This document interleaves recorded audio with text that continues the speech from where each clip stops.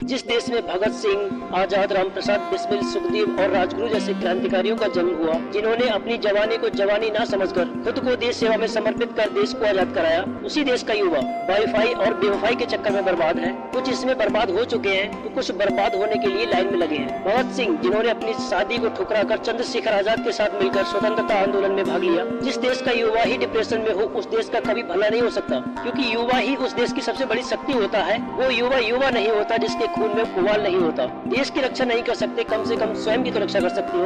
आजकल का 90% युवा लड़कीबाजी में मस्त है। उसे नहीं पता कि वो किस दलदल में फंसता जा रहा है। और सच पूछा जाए तो एक लड़का और एक लड़की के बीच में प्यार हो ही नहीं सकता, क्योंकि वो सिर्फ एक अट्रैक्शन होता है। जरा सोचो कि जिस लड़की के पीछे तुम अपना सब कुछ न्यौछावर करने के लिए तैयार हो, और वही लड़की उम्र ढलने के बाद तुम्हारे पास आए और तुमसे बोले कि मैं तुमसे बहुत प्रेम करती हूँ और मैं तुम्हारे साथ ही रहना चाहती हूँ, तो क्या तुम उस लड़की को अपनी जिंदगी में जगह दोगे? नहीं ना। तुम उससे बात करना तो दूर की बात है, उसकी तरफ देखना तक पसंद नहीं करोगे। क्यों? कहाँ गया तुम्हारा वो प्यार? जिस लड़की के लिए तुम अपना जीवन तक दांव पर लगाने के लिए तैयार थे, अब तुम उस लड़की से बात तक करना पसंद नहीं करते। क्यों? रीजन क्या है? क्योंकि जब तुम उस लड़की से प्रेम करते थे तो उस समय वो जवान थी और अब उसकी जवानी ढल चुकी है। ये जो तुम्हारी आंखों पर सफेद पट्टी बंधी हुई है, इसे खोलकर देखो कि तुम कहाँ जाना चाहते थे और कहाँ पहुँच चुके हो। जीवन में दो बातों को समझना बेहद जरूरी है कि तुम जिस काम को कर रहे हो उससे तुम्हें क्या फायदा और क्या नुकसान है। तो जीवन में गलतियाँ होने के चांस कम हो जाते हैं, और इस गर्लफ्रेंड बॉयफ्रेंड के खेल के फायदे और नुकसान तुम अच्छी तरह समझ सकते हो। और ये लत जिस इंसान को लग जाती है उसे सुख की नींद नहीं आती। ये लत तुम्हें शारीरिक व मानसिक तल से खोखला बना देगी। जो लोग इन कामों में नहीं फंसे हैं, तो मेरी सलाह है कि वो लोग जितना हो सके इस दलदल से दूर रहे,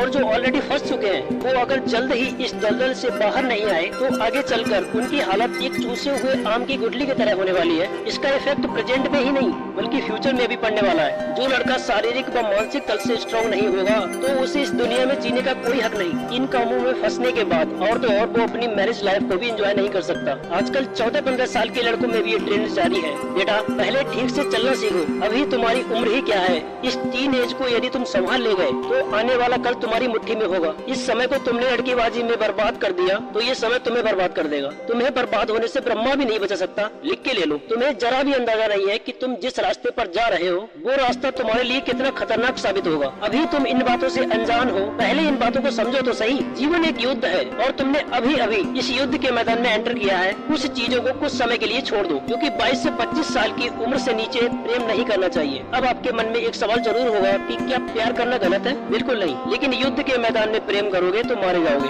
जीवन एक युद्ध ही तो है, और अगर प्रेम ही करना है तो युद्ध ही छोड़ दो। क्या आपको पता है कि लड़कियां आई लव यू क्यों नहीं बोलती? लड़के ही आई लव यू क्यों बोलते हैं? क्योंकि उनके पास शक्ति होती है, वुमेन्स पावर। उनके पास पैसेंस होता है, और तुम्हारी डिक्शनरी में पैसेंस नाम का कोई शब्द ही नहीं है। मान लो आप किसी बस स्टॉप पर खड़े हो, बाल बिखरे हैं, शर्ट बाहर है, और जैसे ही कोई लड़की दिखी तुरंत एक्शन में आ जाते हो, और लड़की उसे कोई फर्क नहीं पड़ता, कौन आया कौन गया कोई फर्क नहीं। और तुम अपने दिल को दोनों हाथों में लिए घूम रहे हो कि आओ इससे बर्बाद करो, मैं बर्बाद होना चाहता हूँ। आखिर ये नाटक कब तक चलेगा? अपने स्वाभिमान को जगाओ और इतनी शक्ति पैदा करो कि तुम्हें किसी के आगे हाथ फैलाने की जरूरत ना पड़े। खुद को इतना स्ट्रॉन्ग बनाओ कि तुम्हें जो चाहिए वो खुद चलकर तुम्हारे पास आए।